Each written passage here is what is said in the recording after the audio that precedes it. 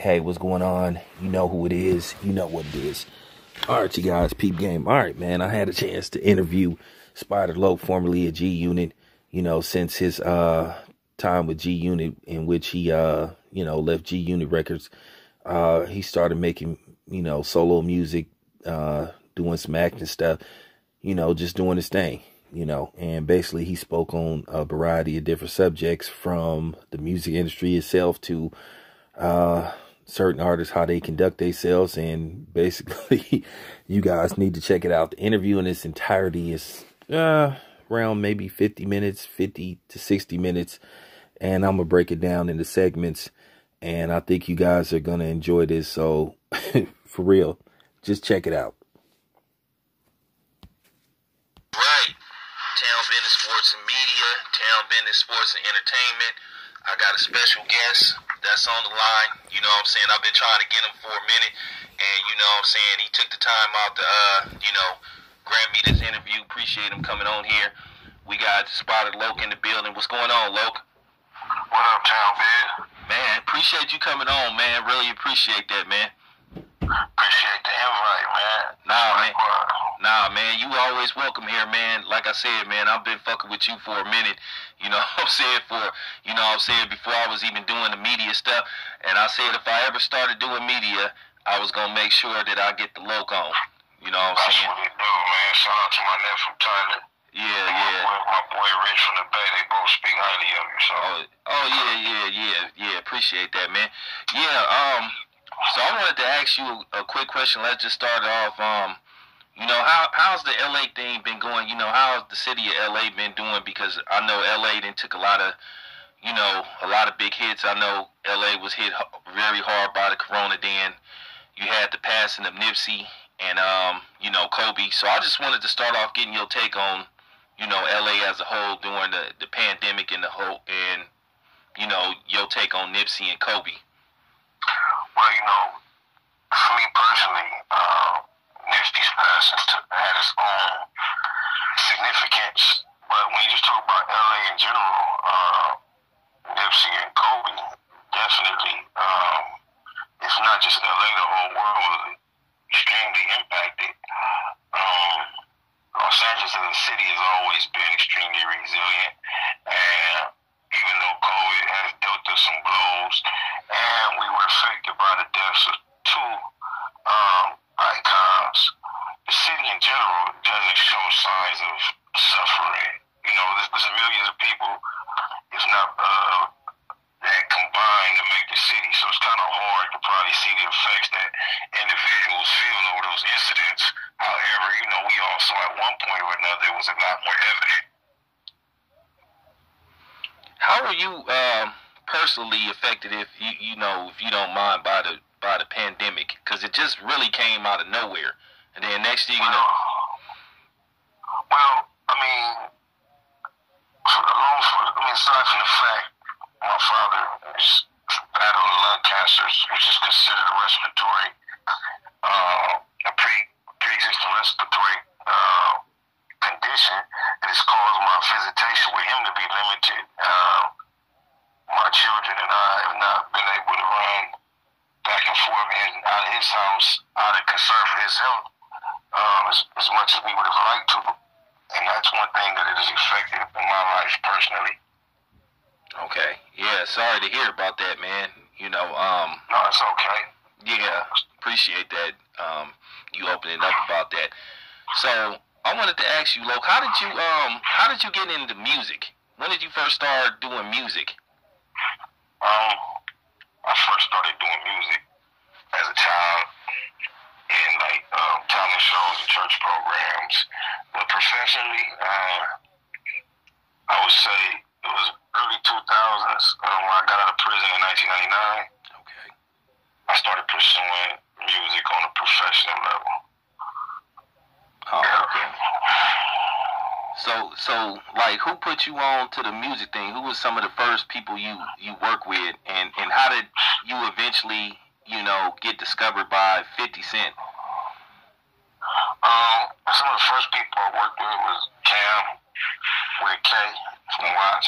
Oh, yeah, I know who Cam is. Big fan of his work. Yeah, Cam,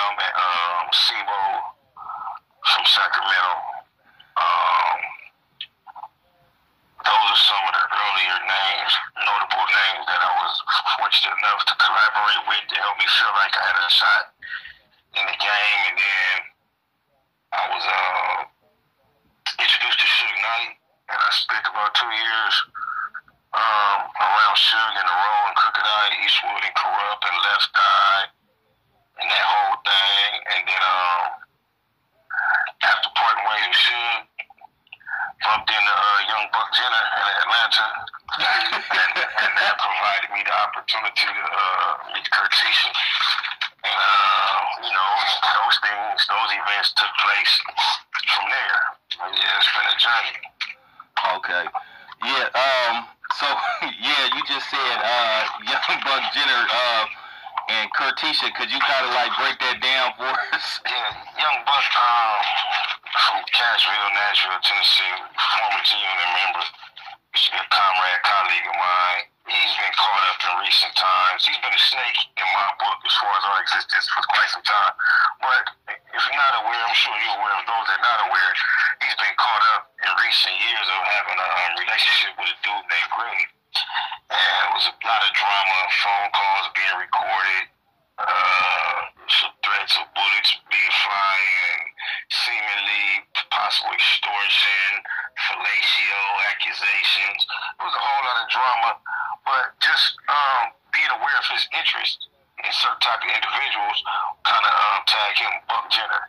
And then Curtisha, the murder investigator, 50 Cent, via Vivica Fox, and other outlets, he's spoken about his sexuality in such a way that where we don't really feel too comfortable expressing, calling him such a masculine name like Curtis. And I think that a less masculine version of Curtis is Curtisha, and it fits him better. Somebody who grew up confused because his mama was kissing women. He was sexually confused about his identity. I think it causes him to not stand firm on one line or the other when it comes to masculinity. So Curtisha, Jack's daughter, is how we call Miss Jackson. Yeah. Yeah, I find just it kind having of a little fun with the weirdos. yeah. I find it kind of funny. This dude's supposed to be so street oriented, but then this dude trolls and picks on women mostly, and and dudes and shit, and then at the same time he only fuck with his own people though. When something real happened and he disappeared. So oh yeah, he's never front line on nothing that matters. You gotta understand, he worships the Grand Wizard Marshall Mathers. So this dude has been more vocal about taking a position of disrespect toward black women historically than anyone we know. And he does not just publicly show appreciation for Marshall Mathers providing opportunities through the years. He outright just sucks the dudes. no, you can go ahead. This is real shit. He be sucking a nigga dick on his nuts, to call him the greatest stuff out of it. Say he's better than any black person that ever rapped. That nigga's a queer though. Can't nobody online have nothing to say about him without him jumping to his defense. Waste the 5'9" and arrest him. They worship Marshall Mathers. And Marshall Mathers is so weird. This is a nigga who raps about not being able to play football without being sexually attracted to his teammates. I'm not even gonna front. I'm not the biggest Marshall fan in the world because, like I said, on some real shit, I'm just gonna keep it a powwow. The way this nigga 50 Cent just came for him, it's like really suspect. Keep in mind, this motherfucker Eminem made a shitload of songs where he was calling black people all kind of racial names, moon crickets, and then at the same time you got niggas like Royce and 50 Cent that always seem to battle for him, and it's like this dude can't speak for himself. The war with Nick Cannon was between Eminem and Nick Cannon, but then for some reason you got 50 Cent that want to always insert himself and beef with Eminem, and like I said, I'm glad you put that out there because I think that's some weirdo shit. Because I'm thinking to myself, why can't the white boy speak for himself? And keep in mind, Loke, I heard them songs, man. I'm surprised people. Recently, that nigga 50 was on some type of show, some type of talk show. He was sitting on the couch, and he revealed to the host, he pulled out his phone and showed a text message where Marshall Mathers was inviting himself to come over on a private jet or helicopter and sit on 50 Cent man meat. He said, I want to come sit on your dick or some shit like that. And 50 pulled the phone out, showed the text message to the host, and he was enthused. He was excited about the message. He was entertained. And this type of games these cats play.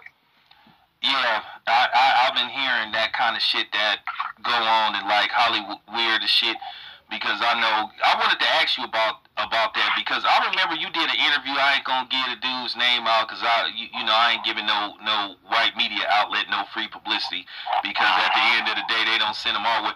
And you said something that was some real shit, something that was real, and he tried to cut you off when you was talking about. And I'm seeing it now. I'm looking at Loc, what's going on TV. I'm looking at shit like Lovecraft, Power, some other shows, and I feel like that there's a conspiracy, or not even a conspiracy, a plot to try to, basically get rid of the alpha male, heterosexual man. And I really feel like they pushing this gay stuff. I really feel like they trying to really force the gay agenda, specifically on black men. And you spoke about that, and a dude tried to cut you off. But here, Loc, you can have the floor. Speak on it, bro. That's right. Speak on it. I often reflect, and my mind always brings me back to Good Times. James Evan, the father on Good Times. And I just look at his general sense of masculinity. He wasn't gangster, he wasn't thug, he wasn't negative, he wasn't violent. He was just a strong, unapologetic, firm, masculine black man. And now if I take that image that I had as a youngster on television and compare it to all the black images that I see since then, I see a disparity between what we have now to compare it to. When you look at Medea and Wanda and a lot of the other things, a lot of the other black characters that we've had to look to in the media, I don't see many, if any, that closely remind me of what James Evans stood for as a pillar of the family, a strong black. He wasn't rich, he wasn't financially advanced, but his family could depend on him to be there through the good, the bad. He had a moral meter. He wasn't all this holy, but he wasn't just letting his kids get involved in any kind of riffraff. And this is the individual, the type that we no longer have for our people in the media to be able to view. Yes, and I was wondering about that, because I started to see that. I say, man, I said back in 2016 when you know who got in the office, and I predicted this. I said that they really was gonna you was gonna see racism in full force. They was gonna come out of them sheets, and they was gonna be walking in your neighborhood. And then I also predicted that they was gonna push the gay agenda like strong. And both of my fruitions came true. And I'm looking at what they doing on TV. All of a sudden, they taking masculinity away, and then they putting moistness, especially with the black community. They trying to replace James Evans with guys like Billy Porter. And I'm not familiar with Billy Porter. So just to keep me, what would I know Billy Porter from? Billy Porter is some openly gay dude that play on some show that come on Fox. Oh, never mind. Okay, say less. I know the type. And then I noticed that a lot of these entertainers now, that they pushing these new. Hold on real quick. What you doing here? Would you say something? Why you can't? Well, just tell King. You ain't gonna tell me. Alright, I'm sorry. Go ahead. It's all good. I just, like you said, you hit the nail on the coffin, because, like I said, I'm just seeing some stuff, and I know it's being did on purpose. And then you looking at, and then why you feel like there's so many us's as far as the men, black men, that seemingly are unbothered by it. It seems like, we might speak about it, me and you, but every third, fourth dude that you bring it up to, a lot of people don't care. It's like I don't see a real strong movement to counter the attack that we are speaking about. I wonder why we so sleep on it. The problem is, every time you try to speak on certain things, you have these groups that try to attack you. But at the end of the day, I've been saying this. At the end of the day, as brothers, we gonna have to be ready to go to war. And I don't mean like picking up a pistol, but I'm saying if they want to go that direction, we can do that too. But what I'm saying is we got to start speaking on these situations, because like I said, when I heard you speak on that, I was like, finally somebody who's in the industry that's calling it out. And I already know, Loke, that they try to shelf guys like you. They try to, they try to dumb you down. They try to suppress you. But like I said on my outlet, I'm saying, a lot of people gonna listen to this interview because they've been waiting for somebody like you to talk about this type of shit. Because at the end of the day, these type of messages need to be reached to our people, because at the end of the day, I'm not willing to sell my soul or my booty to be in Hollywood. Me either, and I just think when it comes to nature, the way things operate naturally, if a dog walked up to us and began to meow, we would find that odd. If a cat began to bark, we would find that odd. So if a man does not behave like a man, I find it odd. I don't find that individual becomes my enemy or target of my aggression or my disdain, but I do feel like that individual's tendencies are diverted from nature. And I don't understand how, no matter how common it becomes, how it becomes from a situation of concern to a situation of celebration. I remember coming up young, watching shows like Donahue and different talk shows. The main thing about homosexuality was being tolerant. And now they've moved it past tolerance to you have to be not only tolerant, but accepted and celebratory. If you don't celebrate that lifestyle, you are now deemed as a bigot. And I don't think or believe or agree with the fact that you have to celebrate that lifestyle in order not to hate it. I think that there is plenty room to agree or disagree with certain things without being an actual enemy of them. Well, I agree with that wholeheartedly.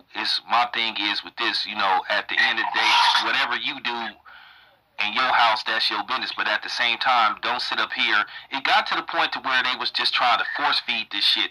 And then if we say, hey man, and then if you politely say, hey man, that's not my thing, I looked at just like a couple of years ago, and we gonna move on to the next subject, just like the little transgender thing tried to kiss Genuine. Genuine wasn't with that. And then next thing you know, he's vilified. And I'm like, right, so it's like even if you say, hey, that's not my thing, then it's like you still a villain. But and then if you, I always look at it through the perspective of I have the responsibility of explaining to my children what the world is and what it isn't. And it seems like they trying to force us to pass on their perspective of these issues to our children. We're not even allowed to lace our own children up on what's right and what's wrong when it comes to these issues. Yeah, and I don't like that. And then it's like I said, and then if you say once again, if you say, hey, I don't roll like that, why is it that our boundaries can't be respected? Why do we have to respect their boundaries? If we say, hey, I don't have nothing against you, but at the end of the day, that's just not my thing, and I have the right to tell my children, hey, in my eyes, that ain't the way to go. Because at the end of the day, I feel like it's a form of brainwashing. Because like I said, I'm looking at TV, it's like every show, and it's specifically a black man. They're trying to get rid of the masculine, the dude walk around with the sick, with the wife beaters, and what I'm saying, to conduct himself and talk like a man with these dudes that got on these weird looking clothes and all this type of shit. And that's supposed to be the representative of black men. And I feel like, hey, first of all, no white man or no black woman gonna tell me what is the true representation of black men, because I feel sometimes if you look at these shows, a lot of these executive producers are black women, and I'm wondering like, hey, what's going on? Because I'm looking at this situation that's going on with Kamala Harris. Me and you both are from California. Kamala Harris used to love, she loved locking up niggas. So I'm trying to figure out, why are we sitting up here celebrating this woman that was trying black men as adults? It's a brother that she gave 27 years, Loke, for a robbery, not an armed robbery, just a regular robbery. She tried him as an adult, and he's sitting up in jail. And she won't. I mean, she was very tough on non-violent offenders versus violent offenders, and her mentality was prosecute the brother but give a pass to the other. So, what's your take on certain black women basically trying to bully black men into like trying to support Joe Biden, who also has a history of white supremacy, who said, I don't want my kids to go to school with black people, and who passed laws specifically, Loke, to keep brothers like me and you in jail for X amount of years. Basically, you get caught with an ounce of coke, you getting 50 years. But if you, you getting probation. But if you get caught with an ounce of rocks, you getting life. Right. Yeah. I was shocked to see so much excitement over the selection of Biden and Harris as not only the running mates for the candidacy, but after they were selected, I just think that we are low information voters when it comes to us. I think politics is not our strong point when it comes to understanding what's going on. Us in America, we've been conditioned to believe that we're Democrats by birthright, and when the particulars of the political situation start to play out, a lot of times what's really important, it misses us. And we vote with emotion, we vote with feeling, and we vote with what's popular. And I think it's just Donald Trump was so vilified over the last 4 years that Satan himself could have came in, ran for president, and replaced Donald Trump at that point. So whether politically, based upon the issues at hand, Trump was a better choice over Biden and Harris, I think because he was painted as such a racist, and he was so unpresidential and so rough around the edges and so honest about his lack of concern for anybody other than his own, that it caused people to just grab anything and not really realizing what they were grabbing onto could potentially be far worse than what we had.